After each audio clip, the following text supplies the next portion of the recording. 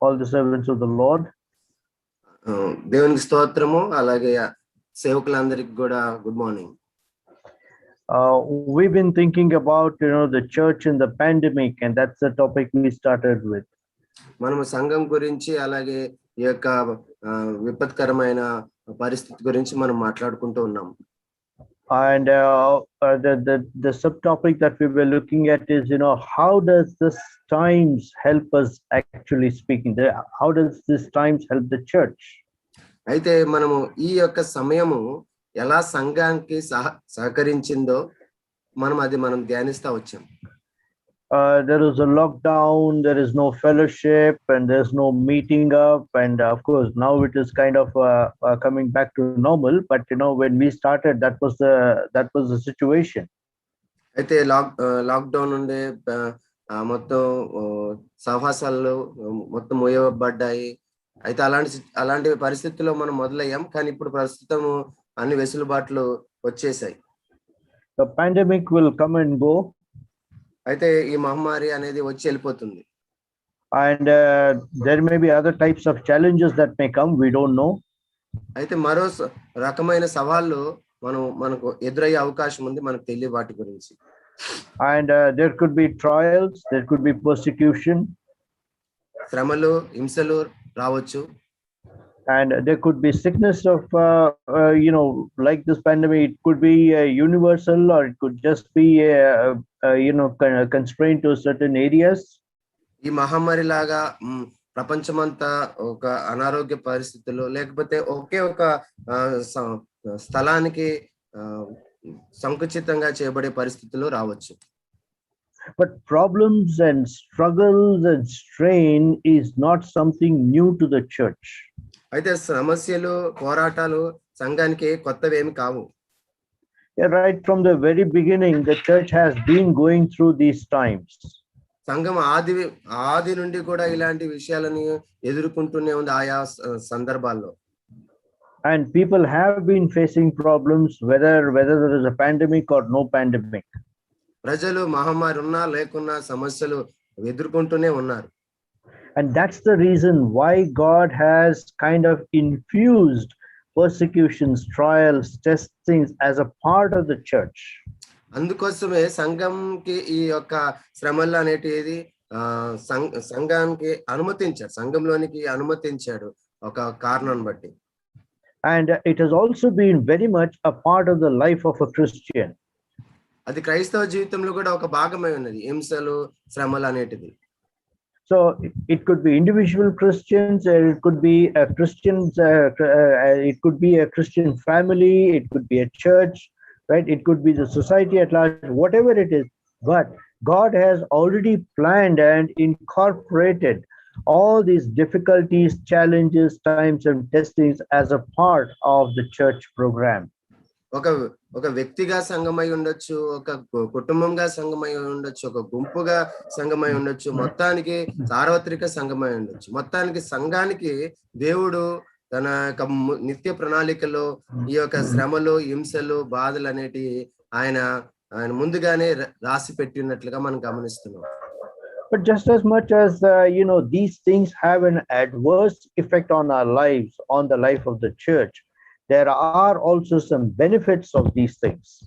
అయితే ఇక్కడ ఈ యొక్క పరిస్థితులన్నీ కూడా మనకు ప్రతికూలమైన ప్రభావాలు మన మీద పనిచేస్తుండొచ్చు. కానీ దాంతో పాటు వీటి ద్వారా కొన్ని లాభాలు మనకు ఉన్నట్లుగా మనం గమనిస్తున్నాం.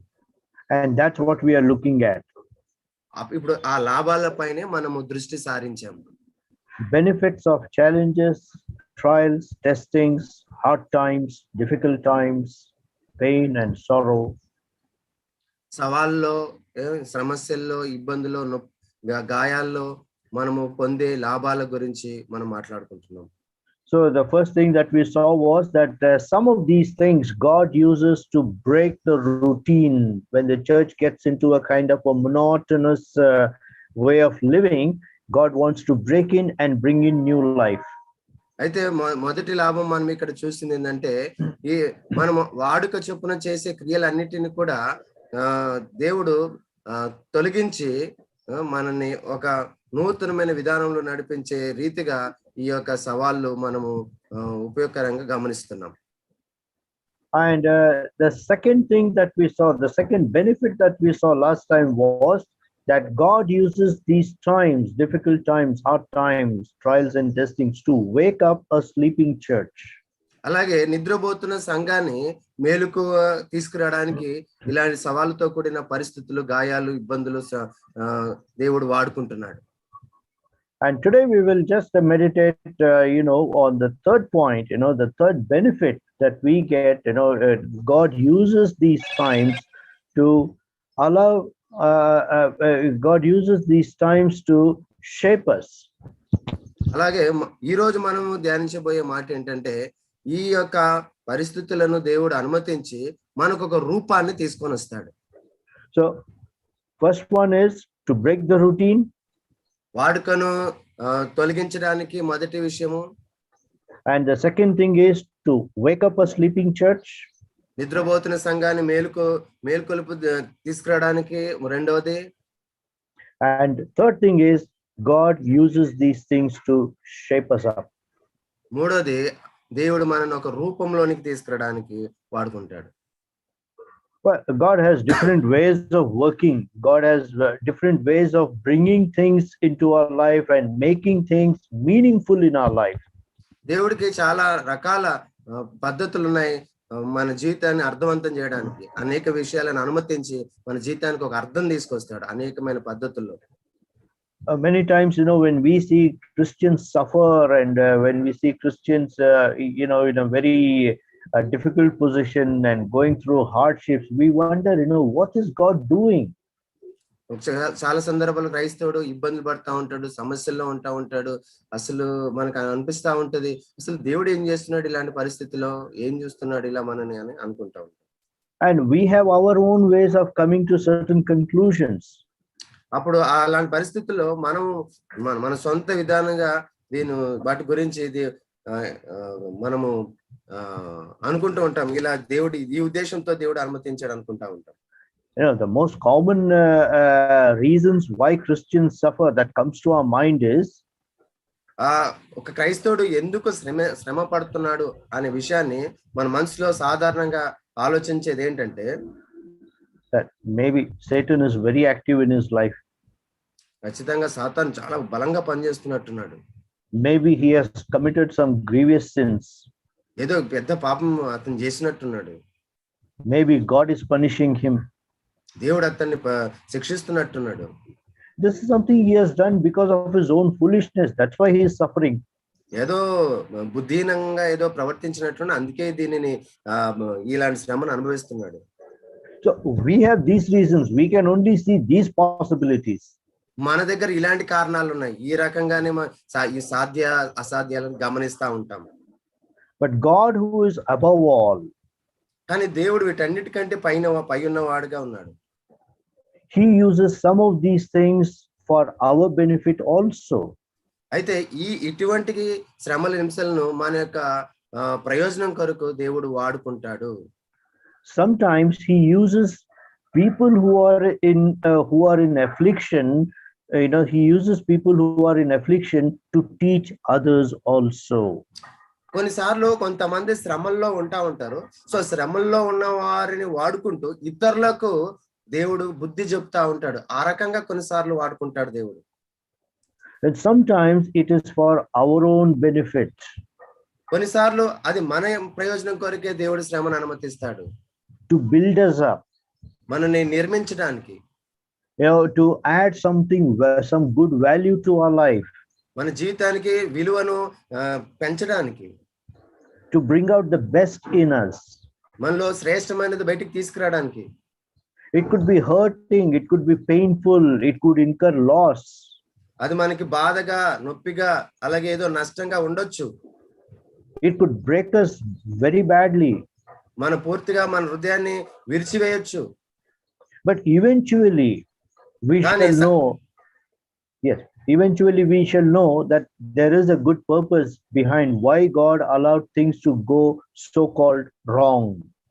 వాస్తవంగా అసలు దేవుడు ఎందుకు ఇవి అనుమతిస్తున్నాడు, ఇవి మనకి చెడ్డగా కనబడుతున్నప్పటికీ ఎందుకు అనుమతిస్తాడంటే, right? We will come to know, eventually we will come to know why things have gone, why things are looking so wrong. వాస్తవంగా ఎందుకు ఇలా కనబడుతున్నాయి, ఎందుకు ఇలా మనకి చెడ్డగా కనబడుతాయి మనం తెలుసుకుంటాం మొత్తానికి. Okay, now before I go into discuss some of these things, I would like to just highlight on certain principles behind this Christian testings, trials, persecution, difficulties, hardships, whatever we talk about. క్రైస్తవునికి ఎదుర్కొనే పరీక్షలు, హింసలు, ఇబ్బందులు, వీటన్నిటి గురించి మనం మాట్లాడుకుంటాం కదా. వీటి వెనుక ఒక సూత్రాలు ఉన్నాయి, కొన్ని సూత్రాలు ఉన్నాయి. వాటి గురించి నేను మాట్లాడాలనుకుంటున్నాను. Now these are standard things, these don't change. అయితే ఈ సూత్రాలు ప్రామాణికంగా ఉంటాయి, ఇవి మారవిక. And these God uses times of trials and testing and persecution and hardship and challenges, whatever we face, for a particular reason to accomplish his purpose. అయితే మనం ఎదుర్కొంటున్న ఇబ్బందులు, కష్టాలు, శ్రమలు, గాయాలు, ఇవన్నీ కూడా దేవుడు తన దృష్టిలో ఒక ఉద్దేశం ఉంది. ఆ ఉద్దేశాన్ని ఆయన నెరవేర్చడానికి వీటన్నిటిని ఆయన వాడుకుంటాడు. So that's the first principle. God has a good reason, he has a good purpose. That's the first principle. దేవుడికి ఒక మంచి కారణం ఉంది, ఒక మంచి ఉద్దేశం ఉంది. అది వీటి వెనుక అది మొదటి సూత్రం. God never simply allows things to happen in anybody's life, in a Christian's life, because he has no control over things. దేవుడికి విషయాల మీద నియంత్రణ లేనివాడుగా ఏదో వచ్చేసినట్లుగా అట్లా చేయడు ఆయన. He never experiments with people's lives. అలాగే ఆయన ప్రజల జీవితాలతో ఆడుకోడు ఆయన. Neither does he do anything for time pass, at least. లేకపోతే ఏదో సరదాకి దేవుడు ఇలాంటి అనుమతించాడు. But he always has a larger picture in view. మొత్తానికి ఆయన ఒక పెద్ద తరాల ఒక ఆలోచనతో, ఉద్దేశంతో చేస్తాడు. And he always has a context for anything and everything that he does. ఆయన ఏం చేసినా ఒక సందర్భంలో ఆయన చేస్తాడు. And that's what we see in the book of Romans, chapter 8, verse 28. రోమపత్రిక 8వ అధ్యాయము 28లో మనం అందుకే చూస్తా ఉంటాం. That God has a purpose. All things work together for good. I think you should read that verse in Telugu. దేవుని ప్రేమించు వారికి అనగా ఆయన సంకల్పము చొప్పున పిలువబడిన వారికి మేలు కలుగుటకై సమస్తమును సమకూడి జరుగుచున్నవని ఎరుగుదుము. Right? That when he says that all things work together for good to them that love God, right? That all things include everything that we face. ఆయన ప్రేమించే వారికి సమస్తమును సమకూడి జరుగుతున్నాయని చెప్తుందంటే, సమస్తము అంటే మన లైఫ్ లో ప్రభావం తీసుకొచ్చే ప్రతి దానిది కూడా ఆయన తన సంకల్పం ప్రకారంగా జరిగిస్తున్నాడు. It includes challenges. దాంట్లో మనం ఎదుర్కొంటున్న సవాలు కూడా ఉంటున్నట్లుగా గమనిస్తున్నాం. It includes trials and testing. దాంట్లో మన యొక్క పరీక్షలు, మన యొక్క శోధనలు ఉన్నాయి. It includes all hurt. It includes all pain. It includes all sorrow. మన గాయాలు, మన నొప్పులు, మన బాధలన్నీ కూడా దాంట్లో ఉన్నట్లుగా మనం చూస్తున్నాం ఆయన సంకల్పంలో. It includes every loss that Christian faces. క్రైస్తవుడు ఎదుర్కొంటున్న ప్రతి నష్టాన్ని దాంట్లో ఆయన సంకల్పంలో ఉన్నట్లుగా గమనిస్తున్నాం. It includes sickness. రోగము దాంట్లో ఉన్నది. And it also includes heartaches. అలాగే హృదయ గాయాలు దాంట్లో ఉన్నాయి. Right? So when God brings these are a part of our life. We cannot say, okay, we are human beings, we are sinful people, therefore we suffer. No, that's one way of looking at things. మన మనుషులము, మన సాధారణమైన వారు, ఇవన్నీ మనం అనుభవించాల్సింది. అది కాదు ఇక్కడ మాట్లాడు, కానీ అది ఉంది జీవితంలో. కానీ ఇది దైవికంగా దేవుడు అనుమతించి అని అర్థం చేసుకోవాలి. But even through those things what we face, God turns it around and makes it beneficial for us. అయితే ఇలాంటి మన జీవితంలోకి వచ్చినప్పుడు దేవుడు వాటిని మన యొక్క ప్రయోజనం కొరకు దేవుడు మలుచుకుంటాడు అనేది ముఖ్యం. So even the testings and trials and pandemics accomplish God's will and God's purpose. మహమ్మారి, శ్రమలు, ఇరుకులు, శోధనలు, పరీక్షలు ఇవన్నీ కూడా దేవుని యొక్క చిత్తమును నెరవేర్చుటకు దేవుడు వాడుకుంటాడు. దేవుని యొక్క ఉద్దేశం నెరవేర్చుటకు వాడుకుంటాడు. That is the reason why we say God is a sovereign God. అందుకే దేవుణ్ణి మనము సార్వభౌముడు అని అంటాం. Because no matter what you do, మనం ఏది చేసినా, no matter what things interfere in our life, మన జీవితంలో ఏది మన ఎదిరించినా, no matter what surprises Satan brings in our life, సాతాను మన జీవితంలో ఒక ఆశ్చర్యకరమైన వాటి ఏవి పంపించినా, no matter who does what to us, ఎవరు మనకి ఏం చేసినా, no matter how many people may go against us, మనకు వ్యతిరేకంగా ఎంతమంది నిలబడినా, all things work together for good to them that love God. సమస్తము సమకూడి మన మేలు కొరకే దేవుని దృష్టిలో జరుగుతున్నాయి. We have lots of examples around us. మన చుట్టూ చాలా ఉదాహరణలు ఉన్నాయి దీని విషయంలో.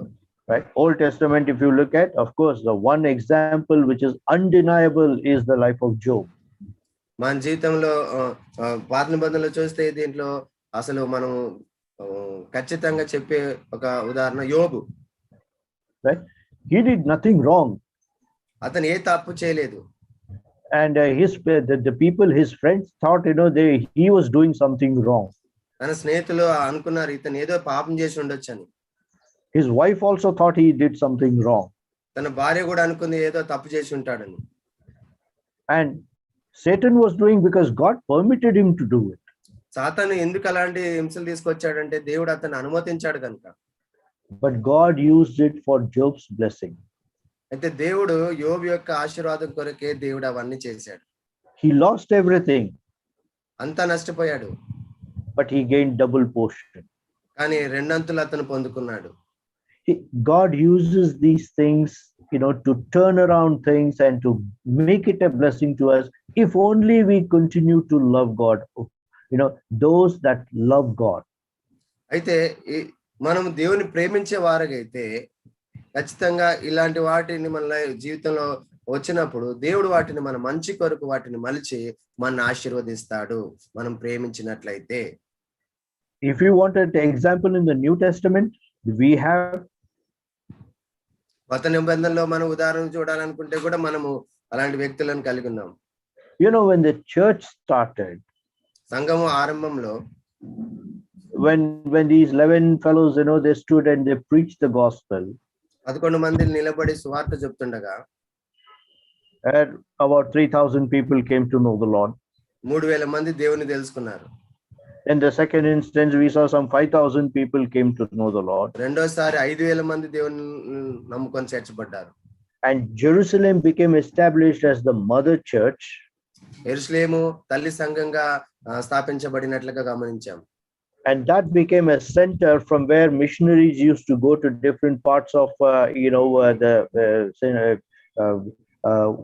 the Middle East. అక్కడ మధ్య దేశాల్లో మిడిల్ ఈస్ట్ లో మొత్తము యెరూషలేమును కేంద్రంగా తీసుకొని మిషనరీ సేవలు అనేది అక్కడ నుంచి ఆరంభించబడ్డాయి. Everything was going fine. అంతా బాగుగా జరుగుతుంది. Suddenly persecution broke out in Jerusalem. యెరూషలేములో గొప్ప హింస ఒక్కసారిగా మొదలైంది. What happened? The church began to disperse.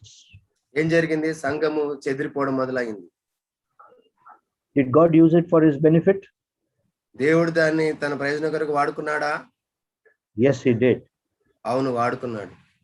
Because had these fellows continued to stay in Jerusalem, things would have just got crowded in one place.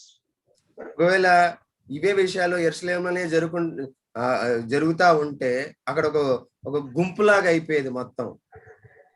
Gospel would not have reached as far as Europe had it not been for the persecution in Jerusalem.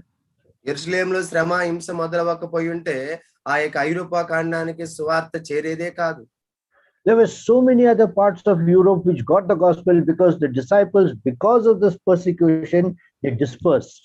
Europe లో అనేక ప్రాంతాలకు సువార్త ఎందుకు చేరిందంటే ఈ యొక్క యెరూషలేములో జరిగిన హింసను బట్టి శిష్యులందరూ కూడా చెదిరిపోయారు. So wherever the disciples went, wherever they ran away, they started preaching the gospel, and they started establishing the churches. శిష్యులు ఎక్కడెక్కడికైతే వెళ్ళారో అక్కడక్కడ స్వార్థను ప్రకటించారు, అక్కడ సంఘాలను స్థాపించారు. So the gospel spread because of the persecution. హింస జరగడం వలన సువార్త వ్యాపించింది. God's strategy has not changed. దేవుని యొక్క ప్రణాళిక పని మారలేదు. He knows how to do it, and he knows what he is doing. దేవునికి ఆయన ఏం చేస్తున్నాడో తెలుసు, ఎలా చేయాలో తెలుసు. And therefore, right from the very beginning, God has incorporated challenges, difficulties, hardships, persecution, everything as a part of the church growth. అందుకే ఆరంభం నుండే దేవుడు శ్రమలను, ఇబ్బందులను అన్ని కూడా అనుమతించాడు. ప్రతిదీ కూడా సంఘం యొక్క ఎదుగుదల కొరకే. I'd like you to look at another passage from the book of 1 Peter, chapter 4. మొదటి పేతురు 4వ అధ్యాయము and verses 15 and 16. 15, 16. మీలో ఎవడును నరహంతకుడు గాని, దొంగ గాని, దుర్మార్గుడు గాని, పరల జోలికి పోవాడు గాని బాధ అనుభవింప తగదు. ఎవడైనాను క్రైస్తవుడైనందుకు బాధ అనుభవించిన ఎడల అతడు సిగ్గుపడక ఆ పేరును బట్టియే దేవుని మహిమపరచవలెను. Okay, 16. Yeah, have you read 16 also? Yes, sir. All right. Let none of you suffer as an evildoer. ఒక చెడ్డ పని చేసిన వాడిగా మీరు హింసను అనుభవించకూడదు. But if any man suffer as a Christian, let him not be ashamed. అయితే క్రైస్తవుడిగా ఒకవేళ బాధను అనుభవిస్తే అతడు సిగ్గుపడకూడదు. Look at verse 10 of the 5th chapter 5 verse 10. 5వ అధ్యాయం 10వ వచనము. తన నిత్య మహిమకు క్రీస్తునందు మిమ్మును పిలిచిన సర్వకృపానిధియగు దేవుడు కొంచెము కాలము మీరు శ్రమ పడిన పిమ్మట తానే మిమ్మును పూర్ణులుగా చేసి స్థిరపరిచి బలపరచును. This is the reason why God allows things to happen, the tragedies and the difficulties and the problems to happen, that after you have suffered for a while, ఇవన్నీ కూడా దేవుడు శ్రమలు, ఇబ్బందులు, విపత్తులు అన్ని కూడా ఎందుకు అనుమతిస్తారంటే ఈ కారణాన్ని బట్టి మీరు శ్రమ పడిన తర్వాత that you may be perfect, మీరు పరిపూర్ణులగునట్లు, that you may be established, మీరు స్థిరపరచబడినట్లు, that you may be strengthened, మీరు బలపరచు నిమిత్తము. This is something that is good for the church, that is good for the Christian. ఈ విషయం అనేది పూర్ణులగుట, స్థిరపరచబడుట, బలపరచడం ఇది సంఘానికి మంచిది. So we see that these experiences go a long way in the life of the church. ఈ యొక్క అనుభవాలన్నీ కూడా సంఘ జీవము కొనసాగుటకు చాలా ముందుకు మనము ఎదుగుటకు సహాయపడతాయి. It keeps us alive, it keeps us active. సంఘమును సజీవముగాను అలాగే ఉత్సాహముగాను ఉంచుతా ఉంటుంది. And not only that, we see that there is it affects the growth, that the growth is enhanced when we go through these things. ఇలాంటి అన్ని కూడా మనం ఎదుర్కొంటున్నప్పుడు మన యొక్క ఎదుగుదల ఇంకా స్థిరపడతా ఉంటది, ఎదుగుదల ఇంకా ఊపందుకుంటది. Now if you are having a hobby of gardening, you would know this better what I'm talking. మీరు తోటను పెంచే వ్యక్తిగా ఉన్నట్లయితే, తోట పని కలిగిన వ్యక్తిగా ఉంటే నేను చెప్పేది ఏదో మీకు అర్థమవుతుంది. And if we allow a plant to grow and grow and grow and grow, మనం ఒక మొక్కని ఎదగడానికి అవకాశం ఇస్తా ఉంటే the fruitfulness of that plant is limited. అలా చెట్టు అలాగే ఎదుగుతా ఉంటే దాని యొక్క ఫలాలు పరిమితిగా ఉంటాయి. The health of the plant is affected. ఆ యొక్క మొక్క యొక్క ఆరోగ్యము దెబ్బతింటది. So therefore, what is suggested is, in order for the plant to become more healthy and more fruitful, we have to trim, we have to prune. అయితే ఆ యొక్క మొక్క యొక్క ఫలాలుగా బాగా ఇంకా ప్రభావితంగా ఉండాలి అని అంటే మనం దాన్ని ఏం చేయాలంటే వేస్ట్ గా ఉన్న వాటిని కత్తిరించాలి. So the old branches, the unfruitful branches need to be trimmed. ఫలాలు ఇవ్వలేని ఆ ఆ యొక్క కొమ్మలను మనం ఏం చేయాలంటే కత్తిరించాలి. So new shoots will develop, కొత్త కొమ్మలు వస్తాయి, new strength and new vigor and new life, and new health is seen. కొత్త బలము, కొత్త ధనము, కొత్త పచ్చదనము, అలాగే కొత్త ఆరోగ్యము, కొత్త ఫలాలు మనం చూస్తాం. It could be hurting the plant. అది ఆ యొక్క మొక్కను గాయపరిచినట్లుగా కనబడుతుంది. That plant will look odd. ఆ యొక్క మొక్క కొంచెము రూపాన్ని కోల్పోతుంది. But for a while. కానీ కొంత వరకే. But eventually, as days go by, it is good for the plant. కాలం గడుస్తున్నప్పుడు ఆ యొక్క ప్రక్రియ అంతా కూడా మా యొక్క మొక్కకు మంచిదిగా కనబడతా ఉంటుంది. So principle number 1, as far as challenges, trials and testings are concerned. అయితే శ్రమలు, పరీక్షలు నేపథ్యంలో మొదటి సూత్రం ఏంటంటే God has a good reason and a good purpose. దేవుడికి ఒక మంచి కారణము, ఒక మంచి ఉద్దేశము ఉంది. So the second reason, the second principle is రెండో సూత్రం ఏమనగా that God does not test us beyond our capacity. దేవుడు మనం సహించలేని మనను పరీక్షించడు. మనం సహించినంత లోపే మనల్ని పరీక్షిస్తాడు. If there is something that we need to bear more, he gives us the grace and the strength we need. ఎక్కడైనా మనం ఎక్కువ సహించాలని కోరుకున్నట్లయితే దానికి కావాల్సిన కృపను, బలాన్ని ఆయన ఇస్తాడు. So God knows our weak, we are weak. God knows our strength. దేవుడు మనం బలహీనమని, మన యొక్క బలం ఆయనకు తెలుసు. Right? He knows to what extent we can withstand and bear. ఆయనకు తెలుసు మనం ఎక్కడ వరకు సహించగలము, ఎక్కడ వరకు నిలబడగలమని. Well, sometimes we may say, Lord, please take me away, enough.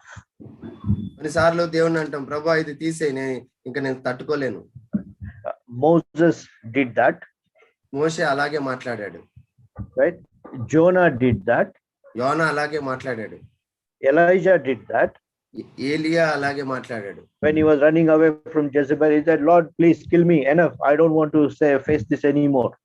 Jezebel నుంచి ఆయన పారిపోతున్నప్పుడు ఇంకా నేను సహించలేను, నన్ను చంపేయ్ అని చెప్పి ప్రార్థన చేశాడు. Right? Paul prayed in a slightly different way. He said, Lord, please take away this thorn which is bothering me. పౌలు కూడా అలాగే అన్నాడు, అయ్యా ఈ ముళ్ళును తొలగించు, నేను దీన్ని తట్టుకోలేకపోతున్నాను. But in every instance, whenever the servant of the Lord, whenever a Christian stood by his faith, ప్రతి సందర్భంలో సేవకుడు అనగా క్రైస్తవుడు తన యొక్క శ్రమలో నిలబడినప్పుడు God has supplied enough grace, God has given enough patience, God has strengthened his people.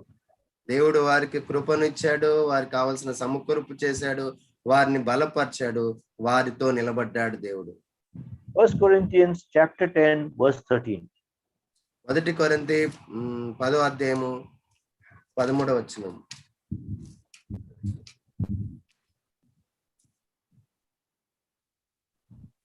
సాధారణముగా మనుషులకు కలుగు శోధన తప్ప మరి ఏదియో మీకు సంభవింపలేదు.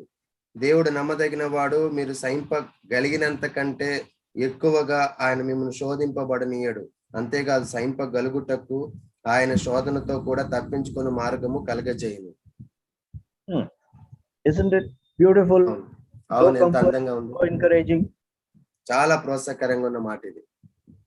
God is mindful of our limits. దేవుడికి మన యొక్క నియంత్రణలు తెలుసు, మన హద్దులు తెలుసు. God is mindful of our capacity. మన యొక్క సామర్థ్యాలు తెలుసు. Right? God knows how much we can take. మనం ఎంత సహించగలమో తెలుసు. In the middle of all these things, the central part of that verse is God is faithful. ఈ వాక్య భాగంలో ముఖ్యమైన మాట మధ్యలో మనం చూస్తాం, దేవుడు నమ్మదగిన వాడు. We can trust him. We can depend on him. మనం ఆయన నమ్మొచ్చు, ఆయన మీద ఆధారపడొచ్చు. Even in the toughest of times, the church can always look up to the Lord, and the Lord is faithful. కఠినతరమైన సమయాల్లో కూడా సంఘము ప్రభు వైపు చూడాలి. అప్పుడు ప్రభు ఖచ్చితంగా మనకు నమ్మదగిన వాడుగా కనబడుతున్నాడు. Who else can talk much about it than Paul himself? దీని గురించి పౌలు కంటే ఎక్కువగా ఎవరు మాట్లాడగలరు? Look at 2 Corinthians chapter 4 2 కొరింథీ 4వ అధ్యాయము and verses 8 to 12. 8 నుంచి 12.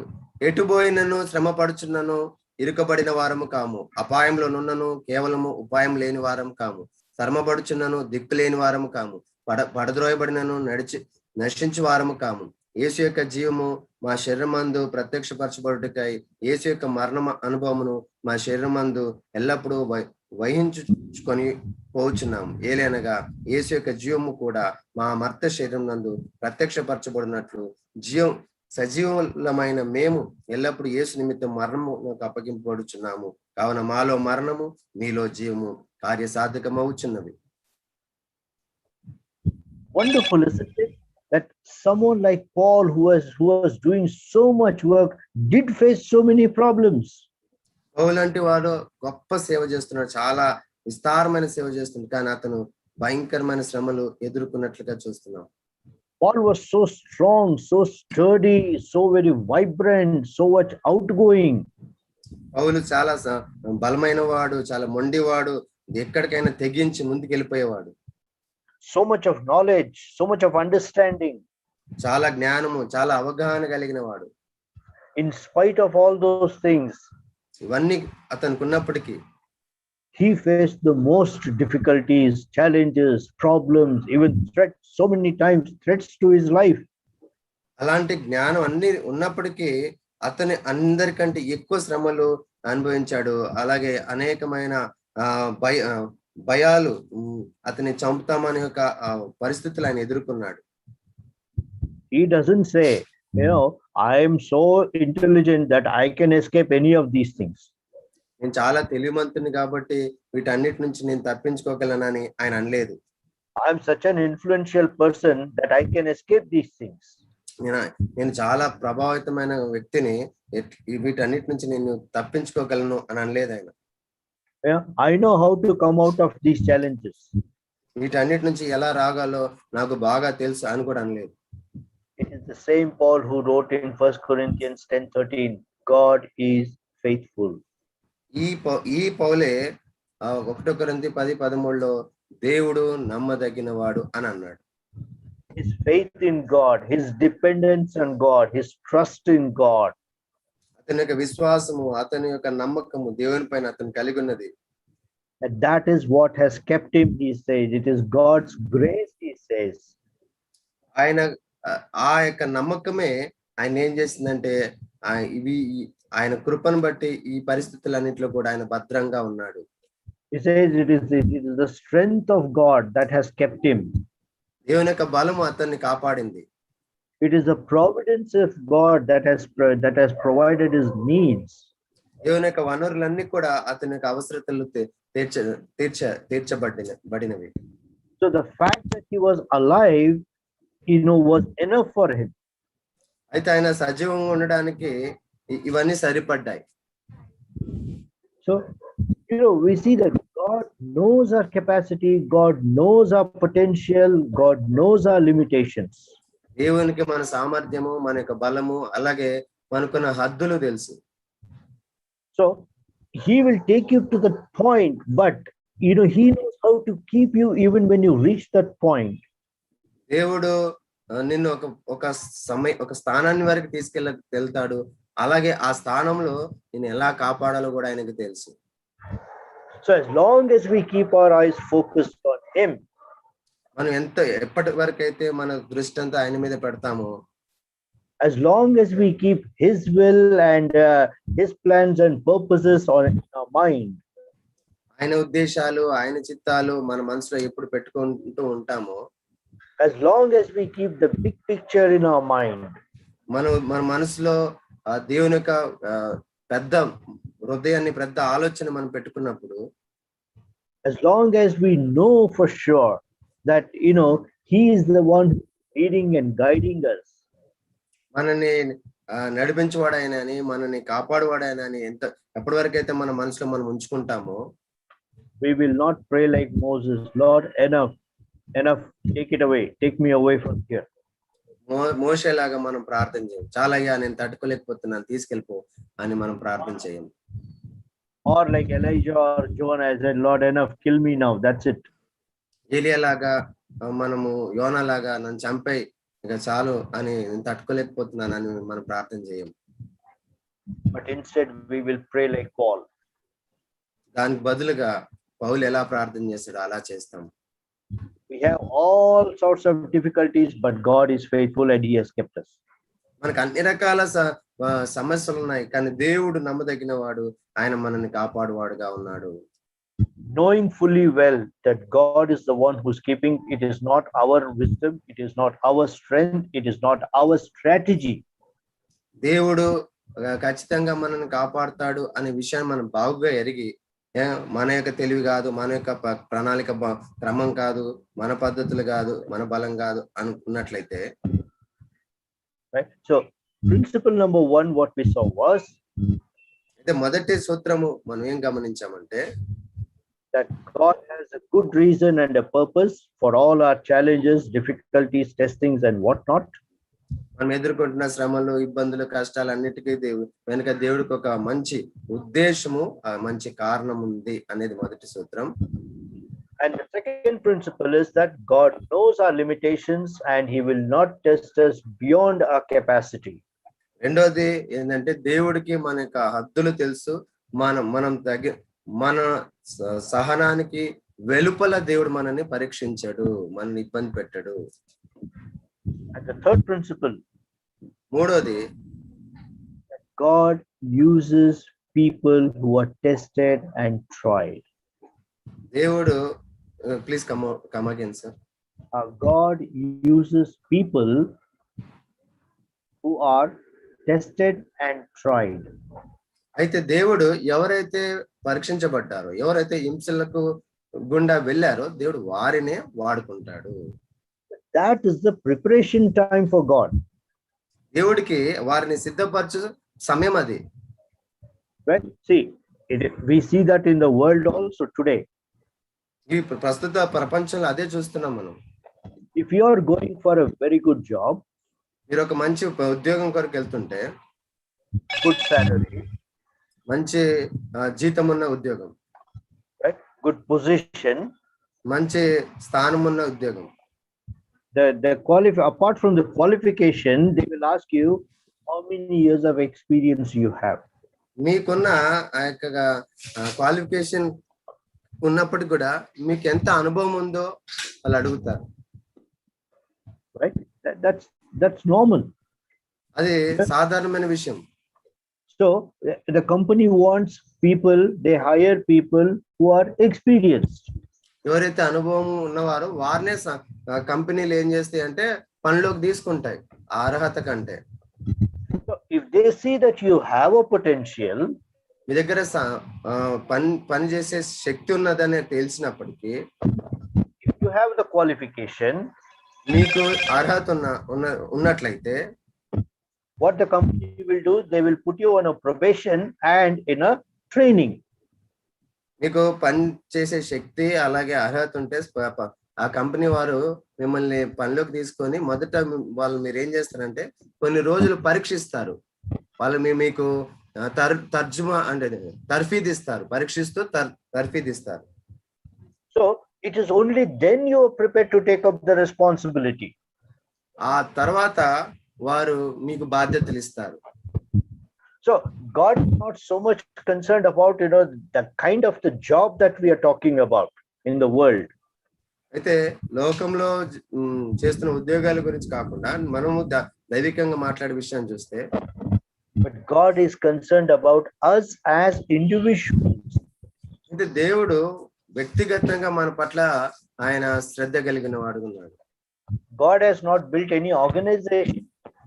దేవుడు ఇక్కడ ఏదో సంస్థను స్థాపించలేదు. He is not building any company. దేవుడు ఒక కంపెనీని ఇక్కడ పరిశ్రమను దేవుడు ఇక్కడ తయారు చేయట్లేదు. He is building a body. ఇక్కడ ఒక దేవుడు శరీరాన్ని నిర్మిస్తున్నాడు. Living body. సజీవమైన శరీరము. Not a dead body. మృతమైన శరీరం కాదు. So when you talk about a living body, we are talking about, yes, when we are talking about జీవం కలిగిన శరీరం గురించి మీరు మాట్లాడుతున్నప్పుడు, this body is subject to strain and stress and what not. అయితే ఈ శరీరం ఖచ్చితంగా బాధను, నొప్పిని, ఒత్తిడిని, ఇలాంటి అనేకమైన ఇవి ఎదుర్కోవాల్సిన పరిస్థితి ఉంటుంది. Even our body, for that matter, if there is no exercise at all, if there is no pain at all, if there is no feelings at all, then how do you sustain this body? మాటకు వస్తే మన శరీరం మనం గాయం లేకుండా, లేకపోతే ఒత్తిడి లేకుండా, ఎలాంటి ఫీలింగ్స్ లేకుండా మనం ఎలా జీవించగలం, ఎలా కొనసాగలం? Let me just give you one personal example. వ్యక్తిగతంగా ఒక ఉదాహరణ మీకు చెప్తాను. In the year 2006, I met with an accident. 2006లో నాకు ఒక యాక్సిడెంట్ జరిగింది. I broke my shoulder, right shoulder. నా కుడి భుజము విరిగిపోయింది. It's completely broken. I can't use my right hand. I can't lift my right hand. It looks like, everything is fine, but actually this hand is not useful. అయితే మొత్తానికి విరిగిపోయింది. నేను నా యొక్క ఈ యొక్క చెయ్యిని అంత ఉపయోగకరంగా అంటే వాడుకోలేను. చూడడానికి బాగానే కనబడుతుంది, కానీ ఇది నాకు పెద్ద ఉపయోగకరమైనది కాదు. I can only lift so much. I can't lift it like this. నేను ఈ రకంగా దాన్ని ఎత్తలేను. ఇంతే, నాది ఇంతవరకే అది ఎత్తబడుతుంది. I underwent 2 operations. 2 సర్జరీలు జరిగాయి. So when the doctor worked on this hand and all the bones together, and when he set it up, doctor గారు దీని మీద ఇక్కడ ఉన్న ఎముకలన్నిటిని కూడా సరి చేస్తూ అలా దానిని క్రమపరుస్తున్నప్పుడు, for about 2 months, it was in plaster, everything was covered, nothing could be done. It was just being held like that. 2 నెలల వరకు ఆయన పట్టిని అలాగే పట్టుకొని అసలు ఏం చేయలేని పరిస్థితిలో నేను ఉన్నాను. After the bone pieces were joined together, the plaster was removed. విరిగిపోయిన ఎముకలన్నీ కూడా అతుకున్న తర్వాత ఈ పట్టిని తీసేశారు. And then afterwards started the most painful of all the process. అప్పుడు చాలా నొప్పితో కూడిన ప్రక్రియ అక్కడ మొదలైంది నాలో. He said, move your hand now. ఆయన అన్నాడు, ఇప్పుడు నీ చేతిని కదిలించి అన్నాడు. It was terribly painful. చాలా నొప్పేసింది. Even now it pains. Every day I have pain in my hand. It's not that, even after, almost about 13-14 years, I still have pain. అప్పుడు చాలా నొప్పేసింది. అప్పుడే కాదు, ఇప్పుడు 13 సంవత్సరాలు అయింది. ఈ చెయ్యి ఇప్పటికీ నొప్పిలేస్తా ఉంటుంది. The doctor said, no matter how much it pains you, move it. Doctor అన్నాడు, అది ఎంత నొప్పి తీసినా నువ్వు మాత్రం చేతిని కదిలిస్తూనే ఉండాలి అన్నాడు. At least you will get about 25-30% of the movement. To some extent, you will be able to carry at least 1 kilo weight. అలా మీరు ఆ నొప్పిలో ఉన్న కదిలిస్తున్నప్పుడు మీరు కనీసము అది కదలికను పొందుకుంటుంది. అలాగే ఒక కేజీ బరువైన మోయగలిగే పరిస్థితి దానికి వస్తుంది. Otherwise, you will never be able to use your right hand. You will never be able to move your right hand. అలా చేయకపోతే మీరు ఎన్నటికీ మీ చేతిని కదిలించలేరు, మీ చేతిని వాడుకోలేరు అన్నాడు. So that painful process of physiotherapy was essential because I want my hand to be moved. So I got about 30% of movement so that I'm able to lift it so much at least now. ఆ బాధకరమైన physiotherapy అనేది ఖచ్చితంగా అవసరం. ఎందుకంటే అది ఈ చేతిని దానికి రావాల్సిన కదలికను తీసుకొస్తుంది. నేను అలా చేయడం వల్ల ఒక 30% నా చెయ్యి కదలికలకు రాగలిగింది. So when the doctor was working on my hand in physiotherapyలో డాక్టర్ నా చేతి మీద పనిచేస్తున్నప్పుడు he knew it was going to pain. I will have pain. ఆయనకి తెలుసు అది ఖచ్చితంగా నొప్పి తీస్తుందని, నాకు నొప్పి ఉంటుందని ఆయనకి తెలుసు. I was crying, నేనైతే ఏడుస్తా ఉన్నాను. but the doctor was not being merciful to me because he wanted my hand to be used. ఆ డాక్టర్ గారు నా పట్ల కనికరం చూపించట్లేదు, ఎందుకంటే అలా కదిలిస్తే తప్ప నా చెయ్యి పని చేయదని ఆయనకు తెలుసు. If the doctor had told, no, don't use the hand, just keep it like that only, I would never have been able to use the hand at least freely to this extent. ఆ doctor గారు నా నొప్పిని చూసి సరే వద్దులే అలాగే ఉంచానంటే ఇప్పుడు నేను కదిలేక కూడా నా చెయ్యికి ఉండేది కాదు. Give painkillers and give injections so that pain will go. He said, no, pain is good. అయితే నొప్పికి నాకు నొప్పి మాత్రలు ఇవ్వండి, నొప్పి ఇంజెక్షన్లు ఇవ్వండి అని అంటే ఆయన అట్లొద్దు, నొప్పి మంచిదే అని అన్నాడు ఆయన. So if the doctor can think to that extent, how much more God will not be thinking about us. ఒక వైద్యుడే అలా ఆలోచించగలిగితే మరి దేవుడికి మన గురించి ఎంత ఆలోచన ఉంటుంది మన యొక్క బాధల విషయంలో. God is interested in us. దేవుడు మన పట్ల శ్రద్ధ వహించిన వాడుకున్నాడు. God's intention is not to destroy us. దేవుడు మన నాశనం చేయాలనే ఉద్దేశం ఆయనకి లేదు. But he tries and tests us so that we become useful for his kingdom. దేవుడు మనల్ని పరీక్షిస్తూ శ్రమలిస్తూ తద్వారా తన రాజ్యానికి మనం ఉపయోగకరంగా ఉండాలని ఆయన చేస్తాడు. If you get a job and if you lose a job, you will find another job. ఒక ఉద్యోగం దొరుకుతుంది, తర్వాత ఉద్యోగం పోతుందంటే మరలా ఇంకొక ఉద్యోగం దొరుకుతుంది ఎలాగో. But if you lose life, you don't have another life. కానీ జీవం కోల్పోతే మరొక జీవం ఉండదు. And God is concerned about that life. అయితే దేవుడు నీ జీవం పట్ల శ్రద్ధ కలిగిన వాడుకున్నాడు. It is not how long you, అది ఎంత దీర్ఘమైన జీవితమా అది కాదు. it is how well you live. ఎంత బాగుగా జీవించావా అది ముఖ్యం. It is not how long you have lived as a Christian. క్రైస్తవుడికి ఎన్ని రోజులు జీవించావు ముఖ్యం కాదు. How fruitful you have been as a Christian, even if your life is short. నీ జీవితం కొద్ది కాలమైనప్పటికీ నువ్వు ఎంత ఫలభరితమైన క్రైస్తవుగా ఉన్నావో అది ముఖ్యమైనది. So the fruitfulness of a Christian shows that you have surrendered yourself into the hands of the living God. అయితే ఒక ఫలభరితమైన జీవితము ఒక క్రైస్తవుడికి ఎప్పుడో వస్తుందంటే అతడు ఎప్పుడైతే దేవునికి సమర్పించుకుంటాడు. And with all the limitations that you have, that God has been able to use you. నీకున్న పరిమితులన్నీ నీకున్నాయి, అయితే వాటన్నిటిలో నుండి కూడా దేవుడు నిన్ను వాడుకుంటాడు. You see the similarity between that life and the life of Paul? చూడండి అలా పౌలు జీవితానికి మరో జీవితానికి ఉన్న సమానత్వాలు గమనించారా? That when we surrender our lives into his hands, దేవుని చేతులకి ఒకవేళ మన జీవితాలు మనం సమర్పించుకుంటే, and we know that there are problems, there are issues, but Lord, you are the one. You train me, you mold me, you shape me. My only intention is that I want to be used by you. అవును, నాకు సమస్యలు ఉన్నాయి, నాకు కష్టాలు ఉన్నాయి, ఇబ్బందులు ఉన్నాయి, కానీ నేను నీకు సమర్పించుకుంటాను, ఎందుకంటే నువ్వే నా జీవితాన్ని అర్థవంతమైన రూపాన్ని ఇస్తావు, నన్ను దాన్ని వాడుకుంటావు అనే నమ్మకంతో ఆయనకు అప్పగించుకోవాలి. So my only intention is, God, use me. Now, without experience, without hardship, without challenges, without difficulties, that is not possible. అయితే దేవుడు నేను అనుకుంటాను, దేవా నువ్వు నన్ను వాడుకో అన్నప్పుడు సవాళ్ళు లేకుండా, కష్టాలు లేకుండా, హింసలు లేకుండా, శ్రమలు లేకుండా అలా దేవుడు ఖచ్చితంగా వాడుకునే అవకాశం లేదు. James chapter 1 verses 2 to 4. యాకోబు పత్రిక 1వ అధ్యాయము 2-4.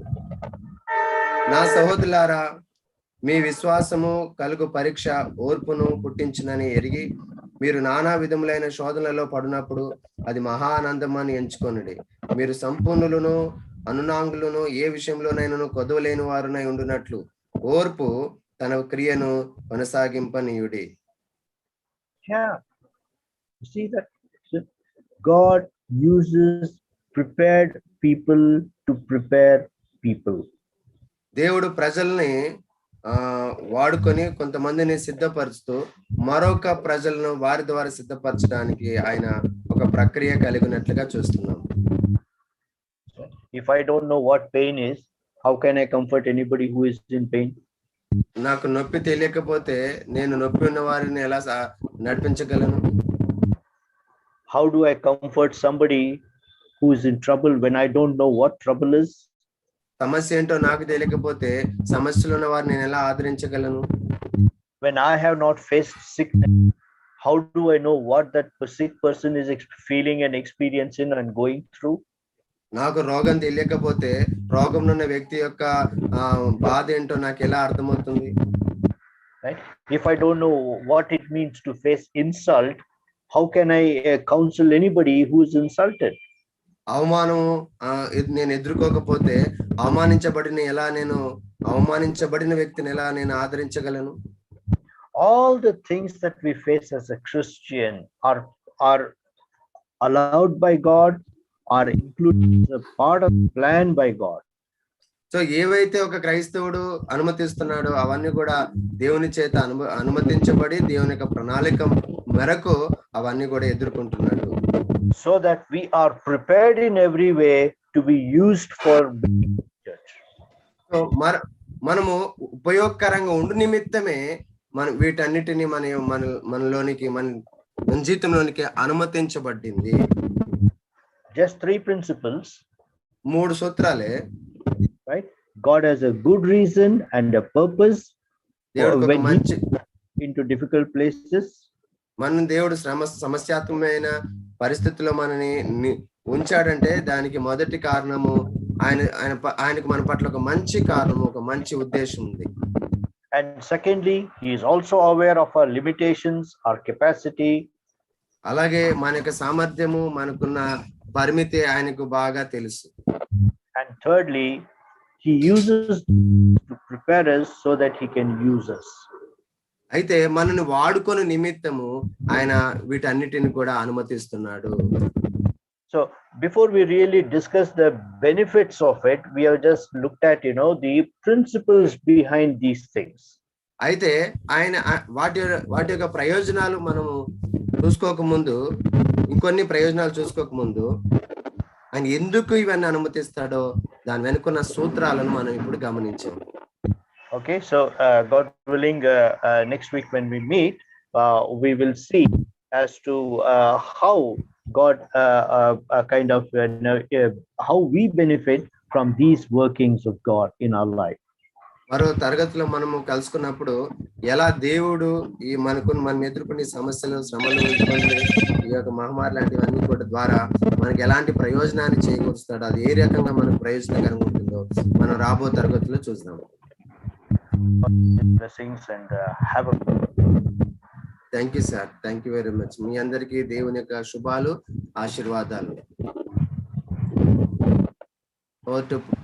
బ్రదర్ పవన్ మ్యూట్ తీసేయండి.